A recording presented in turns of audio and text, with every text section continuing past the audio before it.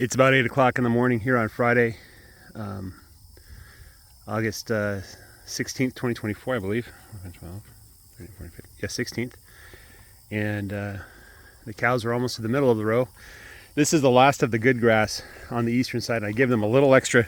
Oops. My puppy is covered with this sap or whatever it is, this sticky stuff. But this is the last of the good grass on the eastern part of this row, and then we have a little bit of the poorer grass in the middle. So I'm just going to give them a big section when I move them in this afternoon. And then once we get to the western side, there should be a little more grass, but probably not as much as there is over here. Let's take a look at what they did in this area. There's a beautiful patty. Just a wonderful patty. Now this patty over here is interesting. It must have been dropped quite a bit earlier, because as you can see, it's already been digested by the insects. The dung beetles and different things have turned that into dirt, you know. And then over here, this is a lumpy patty. So this is not what I want to see. I would prefer if their manure was more liquid. This is a sign that they're not getting enough protein. So whichever animal this is, they're having a hard time keeping their protein uptake above what it needs to be. So that's not a good sign. If all their manure turned into that, then I would definitely be running to the feed store to get cottonseed meal. So, but I'm looking at the different patties. I don't think you guys see this. This one's neutral. It's not good or bad. It's a little bit on the bad side, but you know, if everybody looked like that, I would not have a problem. But I'm seeing a lot of patties that look nice and decent the way they're supposed to look. Decent cow patties, yeah, that's a thing. And I'm also looking at how much grass they've eaten. This one's a lot taller than it's supposed to be. So that one is across the threshold, I would say. That's when I grab the car keys to go to the store. Greg Judy's rule of thumb, and I don't know if it's just him or if other people have the same rule of thumb, is that you measure the height of the patty, and that gives you information on how much protein they're getting or how little protein they're getting. The higher it is, the less protein they're getting. So they need some kind of supplement or something. Anyway, I did want to look at the grass here and just kind of expose what they're doing to the grass. The goal of this grazing technique I'm using, and I'm no prophet or I'm no expert in grazing, but the goal that I had and my criteria for success is that they take one bite and move on, and they touch no more than 80% of the pasture when they do take that bite. And certainly it seems to me that this is the case. The grass is tall still. They haven't mowed it down to the ground. They've just kind of brought it down with one bite and then moved on and didn't go and hit it a second time. And there's quite a bit of grass that they're not eating, that they're trampling into the ground, which is fine. The ground needs to be fed as well. You can see here that this one hasn't been trampled or eaten yet at all. It's just still standing in the air there. But so that I'm fine with that. I like a lighter touch on grazing, especially in the summer. I just don't want to put too much pressure on the grass and change the ecology too much. I did want to show off this. Now I've been calling this smut grass because that's what the plant identification thing said, but looking back, I think this is what we call Indian grass. And the reason why I say that is because it's tall and woody.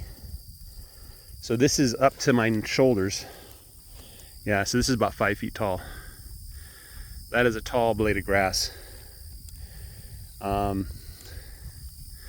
me just hold the camera at my shoulder.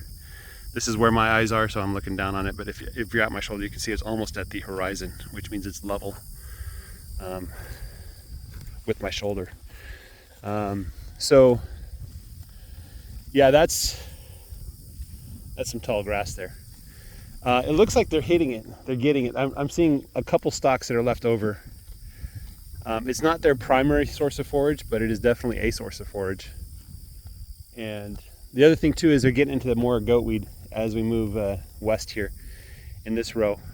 If you look directly south from here, or north, where they were in the last row, so probably about 2 or 3 days ago, you can see that there's quite a bit of goatweed there, and the grass was there's just not as much grass as there is in the southern portion. So this is what they were in about 2 or 3 days ago, and then this is what they're in now.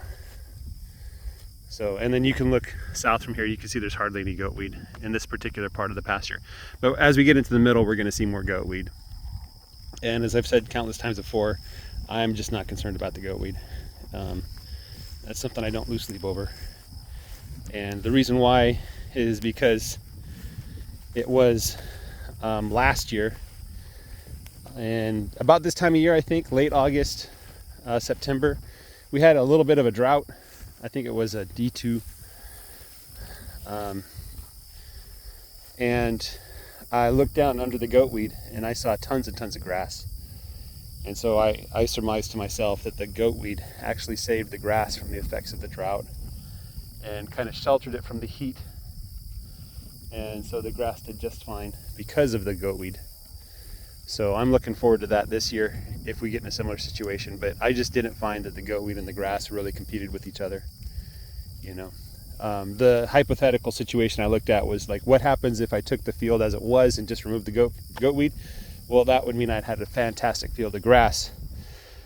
But if I removed the goatweed, that would change probably how the grass grew. So if I was able to flip a switch and destroy all the goatweed, it might not be in my favor to do so. So that's kind of where I ended up with my thinking. And one thing I did want to mention is I had the thought and it escaped me, so maybe it's not important. I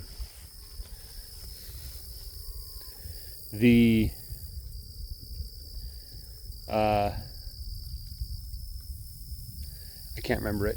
I'm killing myself because I can't remember it now, and I don't remember what it was that I was thinking about. But oh yes, this is what I remembered. I got an email last night from the USDA drought department or something like that. It says we're currently not in drought, but drought conditions may develop. There's a chance of a rainstorm, a small chance, so it's likely not going to happen over the next couple days. And then there's a good chance of a rainstorm at the end of August. So we haven't had rain for 2 or 3 weeks, I think. We haven't had a good rain for even longer than that. And so the amount of rainfall we get each year, it averages 36 inches. It can be a lot higher, it can be a lot lower.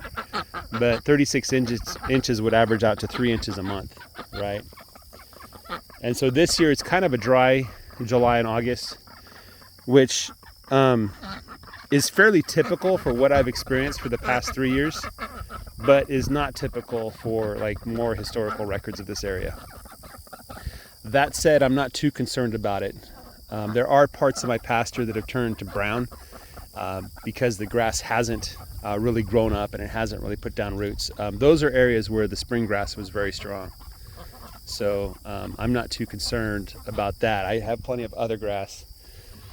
But the goal is to build a drought tolerant or drought resistant, or whatever you want to call it, field where the grass has roots deep and the soil has plenty of water underground.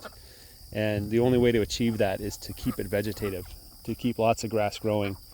And that'll help the ground absorb the water, preserve the water, and access the water in times of drought. So I'm not too concerned about the drought, but that's where we're at. Anyway, guys, have a great day. Take care and bye-bye.